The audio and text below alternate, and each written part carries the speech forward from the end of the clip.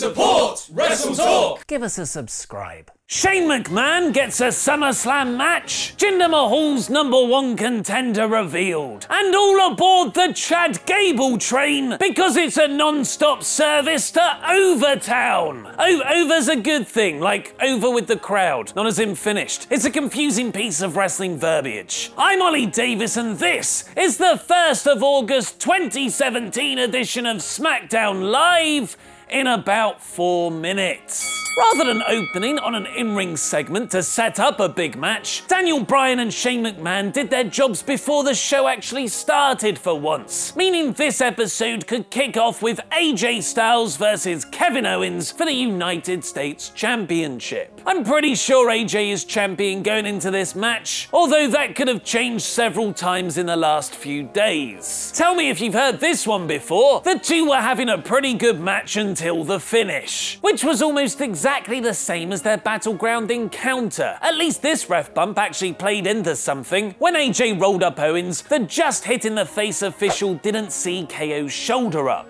Owens rightly flipped out backstage, so McMahon gave him yet another rematch at SummerSlam. But this time there's going to be a difference. Shane will be the special guest referee, which could possibly lead to a McMahon-Owens match later down the line. The Usos came out and cut a typically great promo. After a week off, the latest Fashion Files skit was back to its best, parodying David Lynch's trippy 90s TV series Twin Peaks. In Tyler Breeze's dream sequence, Fandango talked in reverse, and the Ascension poured honey on a piece of wood, leading to Tyler's fantastic lines. No wonder this show got cancelled the first time. And enough with the metaphors! Breeze awoke from his nightmare, suddenly convinced he knows who kidnapped Fandango. To be continued. After 2.5 minutes of Aiden English singing, he rolled up Sami Zayn in just under 3. Then the Canellises, the Canellisai, the Canellisium, Mike and Maria came out to say they love it when Sami loses. SmackDown's undercard is currently the wrestling version of Purgatory. SummerSlam opponents Naomi and Natalya clashed within the confines of a tag match, meaning there was a handy Money in the Bank briefcase winner to take the fall. Not only did Carmella tap to Naomi's submission, she was also the recipient of a wicked skidding slap from the champion. This is how you get someone over in defeat, losing competitive brave showings against established stars. Chad Gable has lost to AJ Styles, Kevin Owens, and now Rusev, but in those matches he's steadily connecting with the crowd, far more than the rushed push of his former American Alpha tag partner on Raw. Rusev talked about wanting competition afterwards, which brought out Randy Orton from out of the entrance ramp actually. One RKO later and it looks like we have a 20-second SummerSlam match penciled in. One which Orton most definitely isn't losing, considering he's now done the job in the last 4 pay-per-views. Welcome back, Rusev! Shinsuke Nakamura versus John Cena was touted as a dream match all night long by the announcers, and they're not wrong. If you told me just several years ago Cena would be facing Nakamura in a #1 contenders match for Jinder Mahal's WWE title at SummerSlam, I would have said, you're dreaming. Seriously, this is an intervention. You've taken all the drugs ever and me and your sister are worried about your health. Despite only a 1-week build, the match itself was fantastic. The opening taunts of "you can't see me, yes I can" made for excellent character work. Nakamura getting the armbar off a 5-knuckle shuffle received a great pop, and Shinsuke didn't just kick out of 1 AA, because everyone does that these days. He took 2 and reversed a 3rd, turning it into a brutal looking exploder suplex, dropping Cena right on his head. 1 Kinshasa later, and Shinsuke's the #1 contender. Full credit to Cena here. He put Nakamura over really strong, and in so doing, elevated him to another level of stardom. The Dolph Ziggler, Kevin Owens, and Baron Corbin feuds are now just prologue to Nakamura's real main event status. The only problem now is, who's going to be the more evil foreigner, Shinsuke or Jinder? Corbin attacked Nakamura after SmackDown went off the air, exclusively on the WWE Network, where Cena made the save, possibly starting a John versus Baron feud.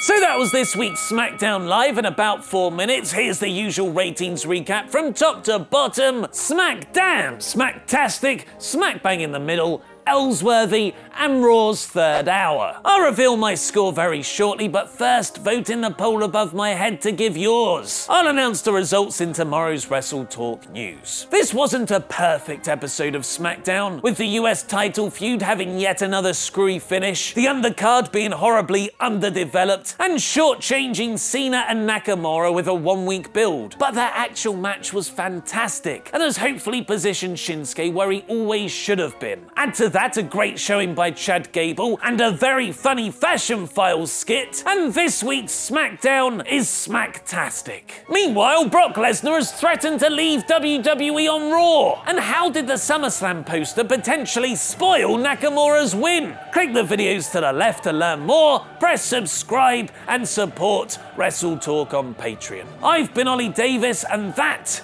was wrestling.